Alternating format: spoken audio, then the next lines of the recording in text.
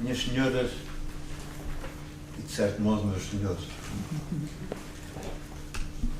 pediram a minha mulher que eu viesse aqui fazer uma conferência para fins beneficentes sobre um assunto qualquer. Por que não fazê-lo? Se é preciso fazer uma conferência, façamos então uma conferência. Minhas senhoras e, de certo modo, meus senhores, para dizer a verdade, eu não sou propriamente um professor e nem sequer estou munido de qualquer título académico ou científico. Pois, apesar disso, há 30 anos,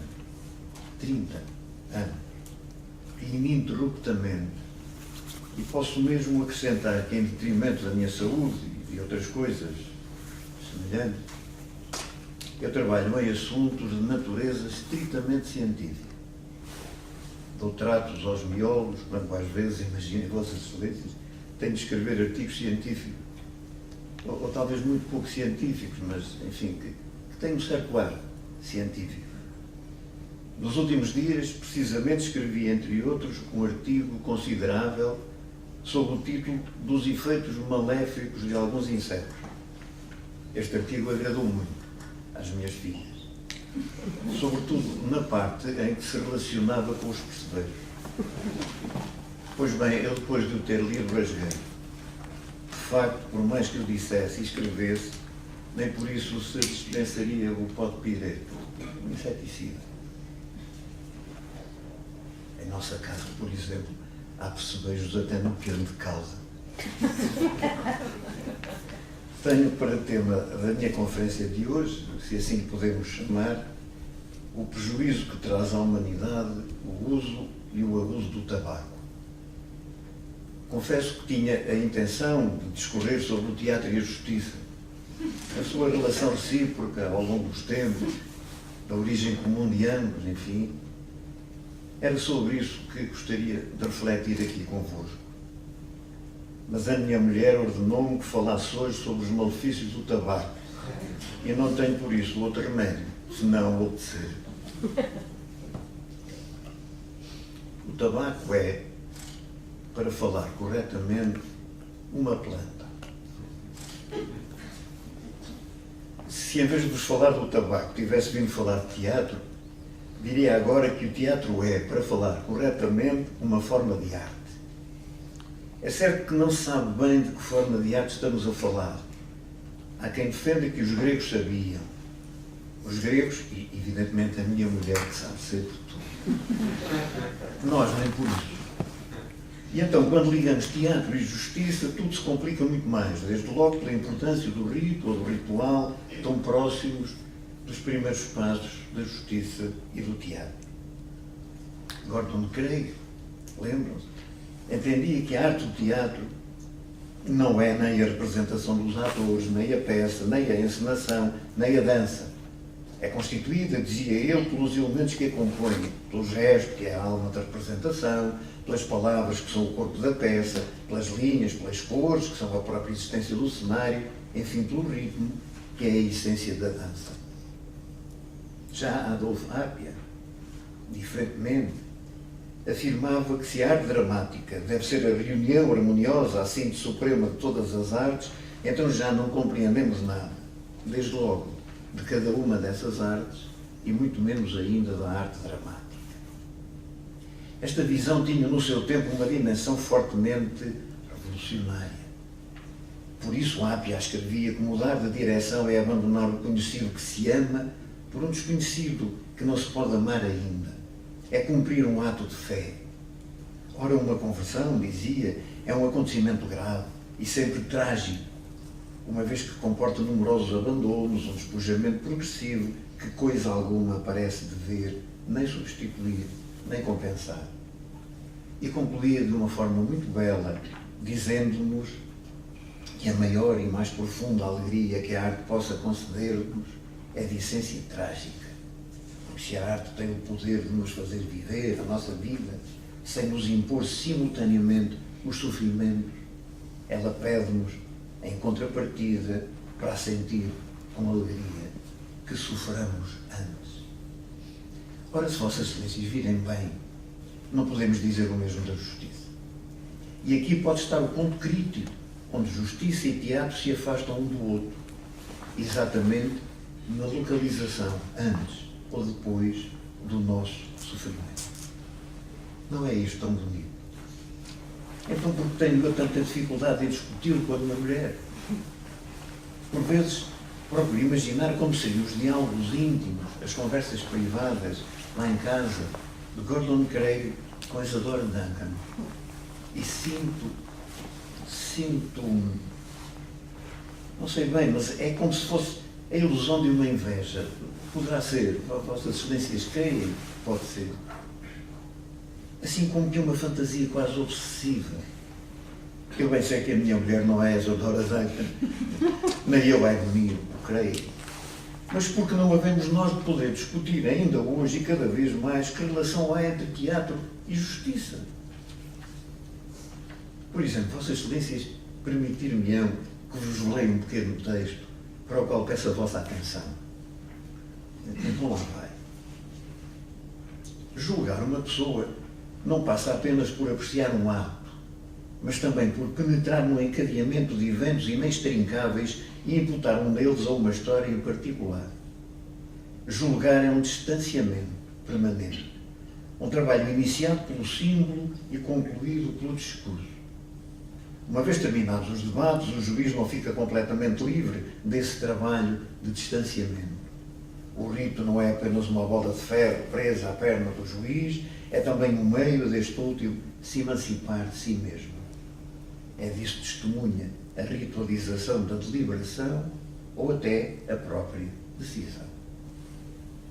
Ora, se nós, eu e Vossas Excelências, nos transformássemos aqui, por magia, à maneira de Pirandello, em personagens à procura de um autor, dificilmente identificaríamos a autoria deste texto como sendo de um magistrado. Antoine d'Arapon, procurador da República francês, de tal maneira ele nos leva até ao pensamento de Bertolt Brecht e para a consideração do seu tão decantado Verfremdung des Effets, ou efeito de estranhamento, ou de distanciação, ou de distanciamento, como ele diz aqui. E todavia é do primeiro que se trata. Ele também, Jean de Justice, como diria Daumier, falando, porém, como se de teatro fosse, interpelando-nos ainda ele a pesquisar em busca do segredo que ata teatro e justiça num laço que o tempo e a história jamais lograrão desatar, como teremos ocasião de demonstrar mais à frente. Afinal, todos nos recordamos da exceção e a regra e da ligação perfeita aí entre teatro e justiça. Percebem, pois, Vossas Excelências, como eu gostava de poder falar sobre isto com a minha mulher e ir por aí fora num diálogo sem fim. Por exemplo, Luís Francisco Rebelo reconhece entre o teatro e a justiça uma profunda afinidade. Diz ele que o direito é uma ciência que tem como finalidade a realização da justiça. O teatro é uma arte que tem como objeto a reivindicação da justiça. É em nome de uma ordem justa que a comédia denuncia o erro e o vício. É o repúdio de uma lei injusta que move os heróis da tragédia. A revolta de Antígona nasce de uma vontade irreprimível de justiça. Dessa mesma necessidade nasce também a denúncia de Tartufo. Daqui retira Francisco Rebelo a conclusão belíssima de que um palco é sempre um tribunal, o lugar onde a justiça se cumpre sem que muitas vezes a sentença haja de ser expressamente proferida. Mas há mais. Também Redondo Júnior, na linha, aliás, de Piscator, Brecht, Jean-Louis Barrault, Adamov, reconhece que o teatro deve ser uma arte de ministrar justiça, uma arte de estabelecer melhores relações entre os homens, revelando os perigos que corre a pessoa humana. De todo modo, isto é muito curioso, Vossas Excelências verão, em ambas as perspectivas, a afinidade reconhecida é afirmada unilateralmente, salientando-se o sentimento de justiça como elemento intrínseco à arte do teatro. Porém, logo se insinua a questão de sinal contrário, por mérito da qual há que indagar da influência do teatro na arte de administrar justiça. Será afinal que a citada expressão de Luís Francisco Rebelo, por força da qual um palco é sempre um tribunal, pode fazer-se corresponder à afirmação de que também o tribunal é sempre um palco? Aqui está uma pergunta que eu jamais ousaria fazer à minha mulher. Creio que para melhor chegarmos a uma resposta, valerá a pena revisitar, ainda que apenas de passagem, a origem de todas as coisas. Vossas Excelências vão ter, por certo, paciência.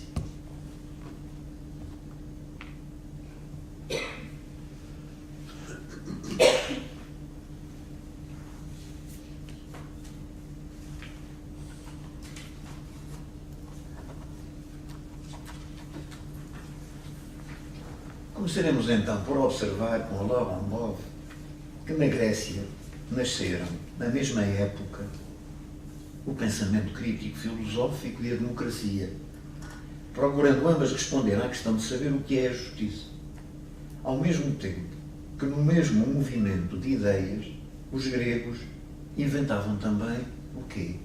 O teatro. Ora, é esta coincidência temporal que vem a ter-se por axial na relação que quisermos estabelecer entre justiça e teatro. Por um lado, reconheceremos que a ideia de justiça existia muito antes disso, mas não como uma interrogação ou o ligar de um problema, antes como um comando divino exigindo uma completa submissão perante o qual toda a discussão passa ou passava por sacrilégio. Ora, é aquele movimento de mudança que arrasta o desenvolvimento do teatro, ligando de forma inequívoca ao desenvolvimento do direito, ao desenvolvimento do processo no direito ateniense e ao lugar aí reconhecido à palavra contraditória na sociedade. Como bem assinalou Jean-Pierre Rancin, diretor do Théâtre des Amandiers, a resolução do problema da vingança pura e simples do indivíduo contra o ofensor consegue-se pela palavra contraditória, pelo exercício do contraditório. Com efeito, prossegue ele, importa reter que o teatro grego não assenta na fala, mas sim no debate entre indivíduos em torno de uma violência fundamental. Isto é tanto mais interessante quanto não falta quem defenda que o teatro, ou melhor, o direito, é antes de tudo debate, cabendo ao judiciário representar esse debate, mais ainda de lhe dar existência sob uma forma quase litúrgica ou teatral. Foi, pois, aí, há mais de 2500 anos, que foram lançadas as bases do processo moderno, através da afirmação do princípio do contraditório, hoje suporte indiscutível de um processo criminal, democrático, justo e equitativo. Vossas Excelências não acham isto absolutamente extraordinário? Ora, ligando teatro e violência, como é próprio do radical da tragédia grega, vem esta a desembocar necessariamente na justiça, permitindo assim, nas palavras do nosso Carlos Porto, a conclusão de que o sentido trágico do teatro é ao mesmo tempo o seu sentido social, constituindo esta ambivalência a sua própria razão de ser.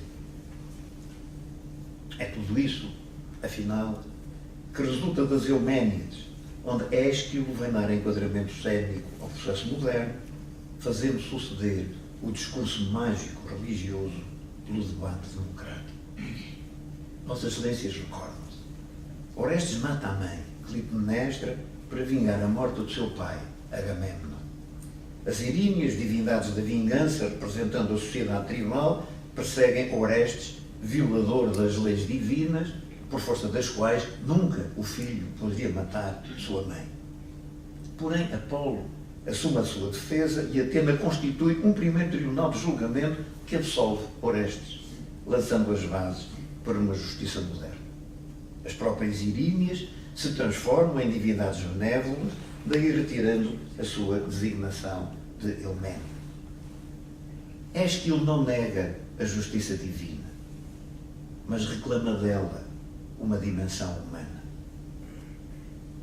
E, na verdade, deste cruzamento vem emergir, pela mão do teatro e da justiça, os dois traços essenciais da chamada forma dramática própria do teatro clássico, aristotélico, onde a ação é o produto de conflitos de interesses ou de sentimentos entre os personagens, e em que o objetivo é o estabelecimento ou o restabelecimento de uma ordem antiga ou nova. A ação dramática é então toda dirigida para esse apaziguamento definitivo, traduzido na instauração de uma ordem válida para todos. Afinal, bem vistas as coisas, como na justiça, quando se reclama do tribunal que decida o conflito e com a decisão restabeleça a ordem e a paz social. Segundo Gérard Sourier, fundamentalmente no teatro, na justiça e na democracia, os mecanismos são os mesmos e as funções também. Por isso, que regressados à questão de saber se o tribunal é também um palco, possamos agora, outra vez com Antoine Garapon, concluir que, tal como qualquer outra representação, o processo organiza-se em torno de um palco, com, de um lado, atores e do outro, o público. Uns representam, outros são representados. À semelhança da tragédia grega, o processo confronta dois tipos de personagens. Um herói, o acusado, autor e vítima de uma falta fundamental, rodeado e rejeitado por um coro, vestido com o mesmo traje que o deplora e maldiz. É, no fundo, o que afirma Daniel Soler-Larivière quando diz que a justiça é também um espetáculo, na medida em que ela purga o espectador dos seus fantasmas, surgindo a cena judiciária a duas dimensões, onde o seu primeiro espaço é o da verdade de um homem e o segundo, o da verdade de um grupo, que tem necessidade de ver a sua violência simbolizada no exercício judiciário. Tema apaixonante este. Vossas Excelências não acham? Incomparavelmente bem mais interessante do que os malefícios do tabaco. Como eu gostava de conversar sobre ele com a minha mulher. Mas a minha mulher é tal qual aquela Lady Victoria, saída da pena de Oscar Wilde, opinando sobre o Lohengrin e confessando apreciar Wagner mais do que qualquer outro, mas explicando logo: a sua música é tão ruidosa que se pode conversar todo o tempo sem outros ouvirem o que a gente diz. A minha mulher não saberia dizer melhor. Quando faço uma conferência, Vossas Excelências já devem ter reparado, pisco ordinariamente o olho direito. Mas Vossas Excelências não façam caso, é efeito da emoção. Eu sou, de uma maneira geral, um homem muito nervoso. Esta é a única, a verdadeira explicação para as minhas pescadelas de olho, principalmente para as que ocorrem durante as minhas conferências. E é importante que eu diga, sobretudo às senhoras, eventualmente incomodadas com o meu insistente pescar de olho. Permitam-me, Vossas Excelências, é um à parte, mas a propósito, que eu vos diga alguma coisa que veio agora, toda ela do mundo da justiça. Conta Ramalho, nas farpas, que uma vez, no tribunal, em plena audiência, no próprio santuário da justiça, apareceu um monstro que, contra todas as leis divinas e humanas, abafando todo o instinto moral, a voz do sangue, o impulso da alma e o grito da consciência, fez o seguinte: piscou um olho ao delegado do Ministério Público. O olho da Providência estava felizmente cravado no olho que se piscou. O acelerado apanhado em flagrante delito foi logo ali preso. Toda a defesa tornava impossível para um atentado de semelhante natureza que havia de aduzir o réu em seu favor. Que não fora sobre a pessoa inviolável do senhor delegado que ele piscara o seu olho no fango? Impossível. As pessoas adjacentes tinham seguido o raio visual do olho acusado e tinham distintamente visto esse raio atravessar o espaço e cravar-se imprudentemente na fronte do magistrado. Que o olho se pescara, sem expressa licença do seu dono, que era um tique, uma contração nervosa, como num bocado, escárnio e quimera. Todo o olho que tem o impudor de pescar sem receber para esse fim, por meio dos nervos telegráficos do cérebro, a ordem mais formal da glândula pineal, é um olho indigno de fazer parte do rosto de um cidadão de seu respeito. Quem tem o olho que manifesta semelhantes propensões faz-lhe o mesmo que se faz a um dente que se caria. Põe-se-lhe areias ao sol. E se o olho apresenta demasiada agilidade nos seus movimentos, chumba-se o olho. O olho que pisca, o que faz por espaço de tempo é vir a corromper o outro olho. É até muito raro o indivíduo que, tendo um olho que pisca, conserva o outro inteiramente ileso da horrenda pessoa. A justiça, vejam lá, foi demasiado paternal com o fascínio, em vez de lhe cortar a cabeça, condenou-o apenas a 2 meses de cadeia. O meu olho direito começou a pescar em 1889, a 13 de setembro. É claro que os tempos hoje são outros. A minha mulher queixa-se que não há valores, disse ela. Mas eu confesso que vivo agora mais tranquilamente com esta tendência irreprimível para deixar pescar o olho direito sem receio de que nos chumbem ou arranquem. A justiça parece começar a ser mais humana, talvez. Terá isso alguma coisa a ver com o melhor conhecimento da arte? Com o gosto pela criação artística? Com o culto do desassossego? Por mim, gosto da contemporaneidade, do seu fragmentarismo, do seu compromisso com a diversidade, da sua obsessão pela procura, da valorização nela do que é complexo, da sua utopia de um real subjetivo. Como disse Darrazac, João Pierre, já não é uma cena para a seguinte, mas cada cena para si. E isto pode poder, em cada situação, levar aos gestos, fazer jogar os impossíveis e todos os possíveis, ou seja, os horizontes do utópio. É isso que a arte, em particular o teatro, enquanto cultura, me propiciona. Poder ver para lá do que se mostra. É nisso que a arte nos deslumbra hoje. Nessa sua ligação íntima com as culturas adquiridas e a adquirir, como que transportando consigo um permanente desafio de construção pessoal. A partir de agora, na arte, afinal, como na vida, já não basta olhar. Agora é preciso ver e saber ver. Como quer que seja, pescar o olho já não é em abstrato uma atitude previamente qualificável como negativa. Eu, por exemplo, sei agora que posso pescar o olho direito sem que me chumbem. Basta-me explicar por que razão o pisco quando estou nervoso. A minha mulher não me suportaria ouvir dizer isto, por razões ou preconceitos puramente ideológicos. O seu lema é Law and Order. Detesta a liberdade dos outros. Convive mal com a diversidade e com a diferença. Tem uma ideia clássica de norma e de transgressão. A melhor prova da inocência que reclama para si está sempre na condenação dos outros. Vossas Excelências recordam-se de Albert Camus. Também ele denunciava esta atitude quando afirmava que é preciso haver culpados para que possamos sentir-nos incessantemente inocentes. Era assim que ele dizia. Ela, a minha mulher, que detesta Camus, sente-se a própria personificação da ordem.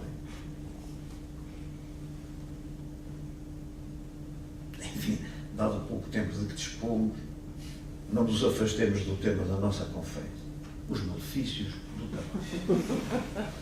Devo em todo caso dizer a Vossas Excelências que a minha mulher tem uma escola de artes e um pensionato particular, ou talvez, mais exatamente, ele não é bem um pensionato, é qualquer coisa assim do género. Aqui para nós, a minha mulher gosta de apregoar aos quatro ventos a sua miséria, mas a verdade é que ela conseguiu pôr uns dinheiros de lado, uns 40 ou mesmo uns 50 mil rublos. Eu, pessoalmente, é que não tenho nem um copec, nem sequer uma moedita furada. Bom, mas deixemos isso, peço desculpa. No pensionato da minha mulher sou eu o encarregado da administração. Faço as provisões, fiscalizo o pessoal, assento as despesas, tomo conta da escrita, mato os percevejos, passeio o cãozinho da minha mulher e dou caça ao rato. Dizendo que hoje já não é assim que acontece, que já não há guarda-livros, não se fala já de deve haver, eu sei lá, será? Dizem que os mercados terão tomado conta de grande parte do poder e a competição ocupa, referem-me a alguns, o lugar das velhas solidariedades. A economia descobriu a criatividade e a arte e, de repente, ela própria, a arte, foi aprisionada e tornou-se útil à arte, como do diabo. Ora, aqui está o que seria um bom tema para debate. Mas com quem? Há dias ao serão, apanhei a minha mulher a dormir. E então me aproveitei. E sem ela dar por isso, pus-me a pensar. Lembrei-me de Gil Vicente. Isto há um tema sobre o qual é impossível falar com a minha mulher. Sempre que lhe digo alguma coisa sobre Gil Vicente, ela pergunta-me logo, o Orives, não é? E eu, claro, calmo. Mas com ela a dormir, já tudo se torna mais luminoso. Há muito que andava de volta deste tema da relação entre teatro e justiça e procurava um texto que, simultaneamente, a justiça se mostrasse de forma exuberante e pudesse afirmar-se com a mesma força em qualquer tempo. Foi assim que fui parar à Frágua de Amor de Gil Vicente. Vossas Excelências têm ideia, evidentemente. Chega-se a justiça ao mestre ferreiro e diz: a justiça, a sua chamada, ando muito corcovada, a vara tenho torcida e a balança quebrada. E depois de novo nos vem a rainha de tanto honor e irmã do imperador, renovai-me muito bem, que cada vez vou pior. Vós ver isto, a maltratada, que atendemos bem que há ser, disse o mestre ferreiro. E ela: fazei-me estas mãos menores, que não possam apanhar, e que não possam escutar estes roubos de senhores que me fazem endurtar. E entra para a Fraga. E ouve-se dentro, daí a pouco, o grito dos ferreiros: Senhor, em vão gastamos el carvão de herramienta, ninguna coisa vendamos, que quanto mais martilhamos, menos cai-se da emenda. Es que nuestro martilhar não nos aproveita nada, Senhor, porque la justiça dañada, los que mais la han de emendar, la hacen mais corcovado. Vossas Excelências ainda se lembraram. Será assim também nos nossos dias. Estava eu de volta desta tormentosa interrogação, a minha mulher acordou. Quando não está de bom humor, a minha mulher chama-me espantalho, vírgula, demónio. Demónio eu. Vossas Excelências, calculo. Em suma, ela está sempre de mau humor. Entretanto, falando disto e daquilo, fomos nos afastando um pouco do assunto, os malefícios do tabaco. Vamos, pois, prosseguir, ainda que naturalmente eu esteja convencido que Vossas Excelências haviam de gostar muito mais de ouvir uma romanda, ou uma sinfonia qualquer, uma área de ópera, um texto dramático. Romeiro, Romeiro, quem és tu? Ninguém. Não me lembro de onde isto é. Entre parênteses, esqueci-me de dizer a Vossas Excelências que na Escola de Artes da minha mulher, além das particularidades domésticas, eu tenho a meu cargo o ensino das matemáticas, da física, da química, da geografia, da história, dos solfeios, da literatura, etc. Para as danças, o canto, o desenho, a minha mulher ministra os rudimentos, embora seja eu igualmente quem ensina essas matérias. A nossa escola fica no Beco dos Cinco Cães, número 13. A razão da minha pouca sorte, não há dúvida, é habitarmos no número 13. As minhas filhas nasceram todas em dias 13 e a nossa casa tem 13 janelas. É por isso que não vale a pena. O que é que me interessa os malefícios do tabaco? O importante seria discutir a justiça e o teatro. A minha mulher tem 7 filhas. Não, perdão, 6. Parece. 7. A mais velha, Ana, tem 27 anos. A mais nova, 17. Meus senhores, eu sou um desgraçado. Tornei-me estúpido, nulo, insignificante. Mas no fundo tendes diante de vós o mais feliz dos pais.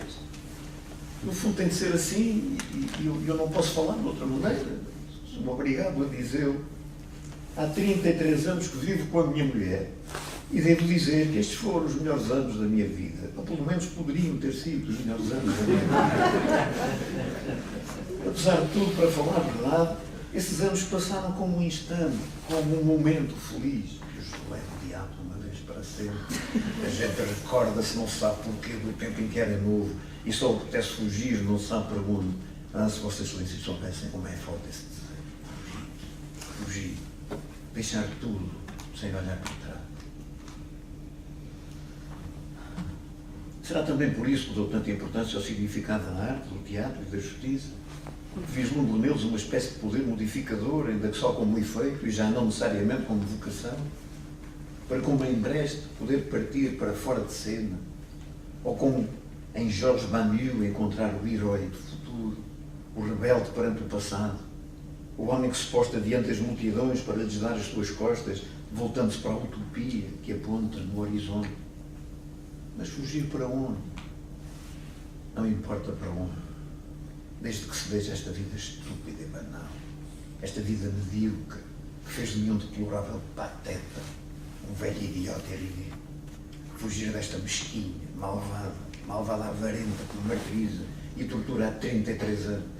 Fugir da cozinha, do dinheiro da minha mulher, de todas estas ninharias, de todas estas baixezas e parar num campo, em qualquer parte, longe, muito, muito longe.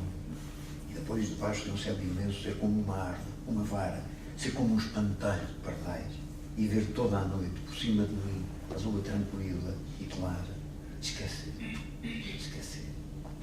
Ou como eu desejaria arrancar este casaco velho e mesquinho, dentro do qual me casei há mais de 33 anos, dentro do qual faço continuamente conferências para fins beneficentes como esta. Estou velho, sou pobre, sou tão lamentável como este casaco, com as suas costas puxadas e luzidias. Sinto-me um pouco como Charlot, ao menos que as minhas costas sejam um espelho. E então, se assim for, não preciso de coisa nenhuma. Estou acima disto e sou mais puro do que tudo isto. Antes era jovem, inteligente, cursava a universidade, sonhava. Era o direito que mais me atraía. Sobretudo um direito capaz de ligar problemas e de os resolver na procura da melhor justiça de cada caso. Cedo compreendi que entre direito e justiça a relação nem sempre é assim tão evidente e tão familiar. E que a forma, em muitos casos, leva vantagem sobre a substância das coisas. Estranho. A minha mulher, uma vez mais, acha que assim é que está bem. Aprecia aquele tipo de juízes partilhado nos estatutos do mero técnico do direito positivista, formalista, conformado no obsessivo racionalismo, olhando a realidade de facto, principalmente, como pressuposto para a intervenção da lei. Eu não. Eu sempre sonhei com um juiz submetido à lei, claro, mas mais aberto e plural na sua compreensão do mundo e da vida, apto a levar a realidade ao encontro da lei e a fazer dela suporte material e indutor da interpretação dos próprios textos legais. Vossas Excelências vão compreender que eu gosto de alimentar este sonho, mesmo contra a vontade da minha mulher. Gostava tanto de conversar sobre isto, também com as minhas filhas. Mas as minhas filhas não fazem outra coisa senão rir de mim. No fundo, trata-se um tempo de preservar o papel e o rigor da ciência jurídica e de conferir ao direito uma nova vocação para responder às exigências de natureza social de que a vida moderna não pode dispensar. Afinal, isto é tão simples. Eu não saberei dizer bem por palavras minhas, estou gasto ao fim de 30 anos de casado, mas pergunto, não é chegado o momento de uma verdadeira reflexão sobre a justiça, como se fez na Grécia Antiga? Ou se ao contrário devemos olhá-la como um antigo monumento, permitir que ela se afunde pouco a pouco, como se afundam os palácios venezianos? E se assim é, qual o papel a atribuir ao teatro hoje? É que verdadeiramente também foi assim com o teatro, quando ainda tão recentemente se anunciava o seu fim. Mas aí foi possível compreender que uma fronteira atravessa a história do teatro. Do lado de lá fica o teatro morto, do lado de cá o teatro vivo. O teatro morto, que, como lhe chamou Peter Brook, é aquele que rende esculto à chatice. É desse que a minha mulher mais gosta. Com enredo, diz ela. O teatro vivo é esse que, salva alguns indícios promissores, raros e esporádicos, ainda está por inventar e por fazer. É o que nos interessa a todos descobrir. É o que há de ocupar os palcos vazios do futuro, lá onde os palcos não serão mais precisos. Relendo Roland Barthes, o que importa é voltar ao teatro e à sua função de comentário do mundo. É certo que hoje muitas são as interrogações. Por exemplo, Jean-Pierre Sarrazac pergunta-se sobre se a prática de um teatro crítico poderá hoje conservar o seu valor transitivo de transformação. Ou, pelo contrário, se estamos na presença de uma ideia obsoleta. A isto responde, entretanto, Jorge Estrela, afirmando o caráter cada vez mais como instrumento de verdade e de oposição. Um instrumento revolucionário. Assim a mulher dizer. Revolucionário no sentido que a educação estética e coletiva, através do teatro, tende a compor a harmonia, a unidade do indivíduo, hoje quase impelido para a dissolução e para a sua própria responsabilidade. No fundo é o que diz Bernard Law, quando afirma jamais tudo pensar a cena e o mundo um sem o outro. Voltamos assim então à pergunta fundamental de Friedrich Dürrenmatt: poderá o mundo de hoje ser reproduzido pelo teatro? E a resposta de Bertolt Brecht: creio que o mundo de hoje poderá ser reproduzido mesmo no teatro. mas somente se for concebido como um mundo suscetível de modificação. E será? Será este mundo concebido como suscetível de modificação? Ora, isto tem de ser discutido, tem de ser estudado, debatido. Vossas Excelências não concordam comigo? E Vossas Excelências não sentem que é urgente fazê-lo? Ou sou eu que sou tolo, como diz a minha mulher e sentem as minhas filhas? A cidade tornou-se hoje espaço cénico privilegiado, uma vez mais, como na Grécia Antiga. Ora, quer na evolução do direito a aplicar, quer nas concepções da justiça a prosseguir, quanto não me importa reconhecer a influência decisiva que o teatro exerceu e continua a exercer. Desde a fundação da ideia democrática de justiça até aos nossos dias, do teatro dramático ao teatro épico, da farsa que faz irromper a crítica à tragédia do cotidiano, hoje trazido em propostas tão distintas como as que vão do já velho Living Theatre até às artes performativas e no limite ao teatro do invisível, vindo já do teatro do oprimido. Longo é o cortejo em cujo percurso o teatro assume perante a justiça ele mesmo a expressão do coro, tornando-se por isso campo fértil, ora de resistência, ora de mudança, dando sentido à conhecida reflexão de Schiller, quando do alto da sua proposta de teatro moral asseverava que quando já nenhuma moral for ensinada, quando nenhuma religião encontrar crédito, quando já não houver leis, Medeia virá ainda para nos fazer estremecer, precipitando-se das escadarias do palácio após o assassinato de seus filhos.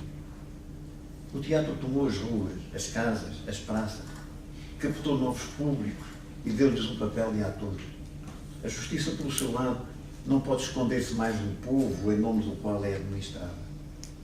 Gostaria, por isso, de poder dizer que, finalmente, diante da elevação do humano ao plano da sua própria transcendência, a arte do teatro e a arte da justiça se encontram na forma que os identifica em plena cena judiciária.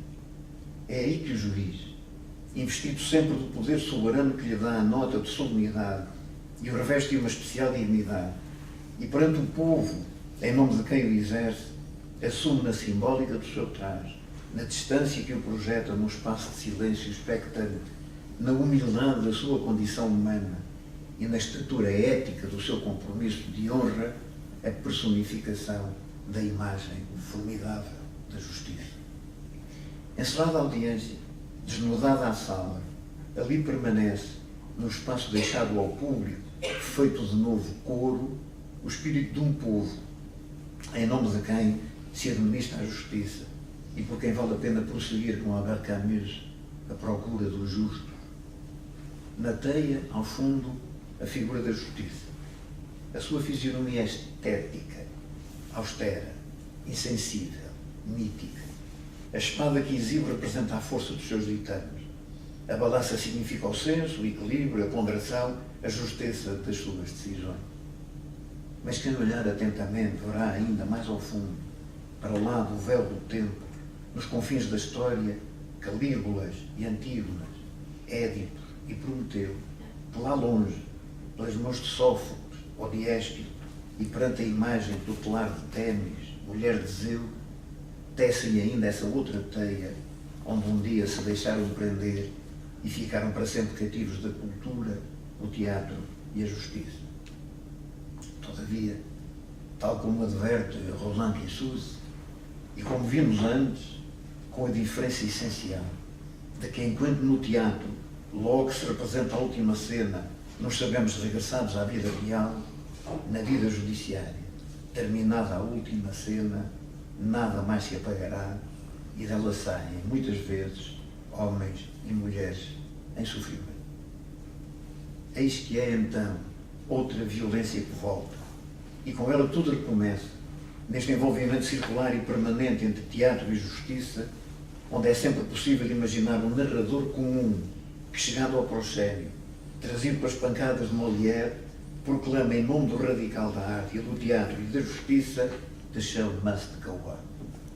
Como é fantástico tudo isto. Vossas Excelências compreendem agora bem que eu não quero saber para nada dos malefícios do tabaco. E que eu acho que que as minhas filhas se deviam preocupar com isto, se deviam interrogar, se deviam envolver e empolgar. Então porquê é que as minhas filhas se hão de rir de mim? Porquê? Será que eu tenho medo de existir? Será que eu tenho medo? Esta a grande questão. A minha mulher já está lá dentro. Já chegou. Está ali à minha espera. E agora já passou. Se ela perguntar alguma coisa, digam-lhe, por favor, digam que a conferência se realizou e que o espantalho sou eu, e que o espantalho se portou convenientemente. Ela já está mesmo a olhar para aqui, e visto que o tabaco encerra o terrível veneno de que vos acabo de falar, não se deve fumar em caso nenhum, e permite-me ter a esperança de que a minha conferência sobre os malefícios do tabaco possa ter contribuído de maneira decisiva para a grande utilidade a extrair por vossas excelências. Tenho dito. Muito obrigado.